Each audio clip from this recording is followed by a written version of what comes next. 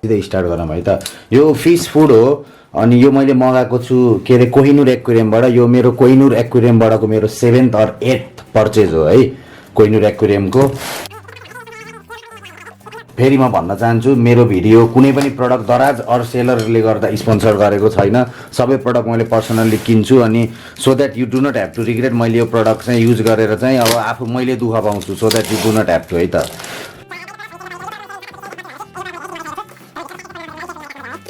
Fees food हो यो होइन, अघि नै भनिसकेँ। सेम हो पहिला मैले जे अर्डर गरेको 3100 रुपिजको यो प्याकेट हो। यस प्रकार आएको छ। ओ माई गड। सो एउटा यो छ है, सबैको प्राइसमा भनिदिन्छु हेर्दै भटाभट है। यसलाई परेको छ, यो नाम पनि हेर्नु पर्यो है, कति 300 यो कति ग्रामको 500 ग्राम 38% हाई प्रोटिन रे। यसको परेको छ तपाईँको 450 है त, 450 परेको छ यसको। यो यसको चाहिँ 450 परेको छ, 500 ग्राम आएको छ है त। अनि यो येल्लो स्पन्जलाई परेको छ 100 रुपियाँ। हेर्न सक्नुहुन्छ है, लेफ्ट राइट कसरी देखाइदिउँ, 100 रुपियाँ परेको छ यसलाई है। अनि 6-7 लाई परेको छ पर 245 रुपिज है, 245 रुपिज परेको छ। अनि तपाईँलाई सिधै देखाइदिन्छु, बिलै देखाइदिन्छु नि, इजी हुन्छ है। पज गर्दा हुन्छ यो हेर्नलाई केलाई के पर्यो भनेर है त। यो पोइन्टमा चाहिँ पज गर्दा हुन्छ भिडियो, अटो फोकस ओके। अनि मैले स्टिलको हिटर पनि मगाएको छु यसपालि। मेरो पहिलाको हिटर चाहिँ 4-5 वर्षदेखि युज गरिरहेको फिसको हिटर चाहिँ तपाईँको उस भएको भएर। सो फर क्विक यो 100 वाटको मात्रै हो। मेरो 3.5 फुट जतिकोलाई चाहिँ यसले धान्छ होइन 100 वाटको, नत्र भने 150 वाटको कम टेम्परेचर राखे पनि हुन्छ, अटोमेटिक अफ हुन्छ। अनि स्टिल चाहिँ फुट्दैन भन्ने आशामा हेभी छ है यो, एकदमै हेभी छ यो प्रडक्ट चाहिँ है। मैले फर्स्ट टाइम लिएको यो चाहिँ मैले प्लास्टिकवाला लिएको थिएँ पहिला। It was also good quality है, त्यत्रो टिक्यो। बट यो स्टिल भनेपछि त एकदम इन्डिस्ट्रक्टिबलै फिल हुन्छ। अनि यहाँ चाहिँ नब छ तपाईँको घुमाउन लेफ्ट राइट गर्नको लागि, यो हामी युज गर्छौँ। अनि पानीमा नहाली युज गर्न हुन्न होला, त्यो भन्छ होला होइन। अनि बत्ती चाहिँ आफै निप्छ है, वाट आई नो इज बत्ती आफै निप्छ। तपाईँको यो टेम्परेचर तपाईँले जति सेट गर्नुभएको माछाको लागि त्यति पुरा भएपछि चाहिँ है त। अनि यहाँ यसरी छ है 22, 24, 20 भनेर छ। मेरो पहिला किनेकोमा चाहिँ यहाँ चाहिँ डिस्प्ले हुन्थ्यो है त। यसको चाहिँ यहाँ यसरी छ, हेर्न सक्नुहुन्छ 22 के भनिरह होला है त। सो 3 मिनट भइसकेको छ, हामी अर्को प्रडक्टतिर लागिहाल्नुपर्छ होइन। Let's make it quick. अनि अर्को छ तपाईँको यो मार्बल है। मार्बललाई चाहिँ कति पर्यो, ट्रान्सप्यारेन्ट मार्बल म खोलेर देखाइदिन्छु। ग्लास स्टोन 400 ग्रामलाई 250 रे।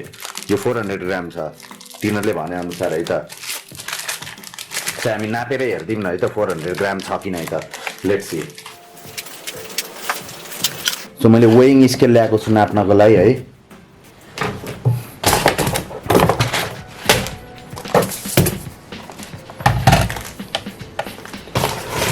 यहाँ भनिएको छ 400 ग्राम भनिएको छ है त। सो सेलरले हामीलाई 400 ग्राम पठाउनु भयो कि नै त।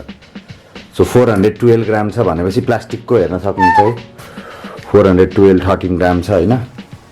सो छ त्यति छ है, वी क्यान कन्सिडर द्याट है त। वेइङ स्केल यत्तिकै तपाईँको जेनरल पर्पजको लागि।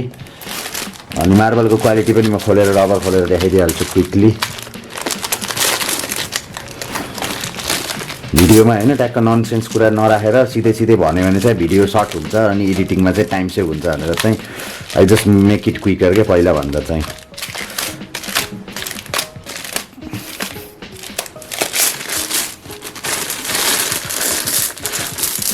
यस प्रकारको छ,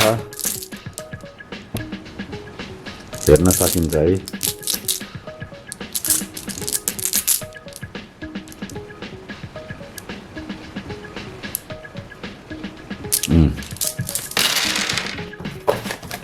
अनि यसलाई चाहिँ कति परेको छ लेट्स सी। यो कति ग्रामवाला हो, 300 ग्रामवाला। यसलाई 430 परेको छ है त। सो थोरै पैसामा धेरै आउनेवाला चाहिँ चारा चाहिँ यो फिस हो।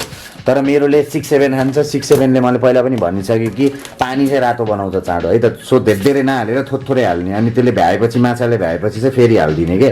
हामीले एकैचोटि माछा धेरै छ या ठुलो छ भने धेरै हाल्छौँ, त्यो चाहिँ नगरे हुन्छ, थोरै हालिदिने बरु फेरि हालिदिने आधी घन्टा पछि होइन। त्यसरी चाहिँ तिनीहरूले पुरै खान्छ नि, पानी फोरो हुन पाउँदैन है त। मेरो पर्सनल टिप मात्रै हो है। ओभर अ डेकेडको मेरो फिसको एक्सपिरियन्समा मैले बताएको यो कुरा चाहिँ। अनि अरू त्यही नै हो, मैले 6-7 मात्र धेरै अर्डर गरेको थिएँ, हेर्न सक्नुहुन्छ बक्सा खाली भइसक्यो। That was all for now guys है। सो यो हो कोहिनूर एक्वेरियम, ह्युमत भन्ने ठाउँमा छ, जसी डेवाल भन्ने ठाउँमा है। यसरी हेर्न सक्नुहुन्छ यसको डिटेल, काठमाडौँ और क्याठमाडौँ और केटिएम होइन, जे भने पनि यही हो। So see you guys, see you again है। अर्को प्रडक्ट लिएर म फेरि आइहाल्छु है त। See you again, bye by.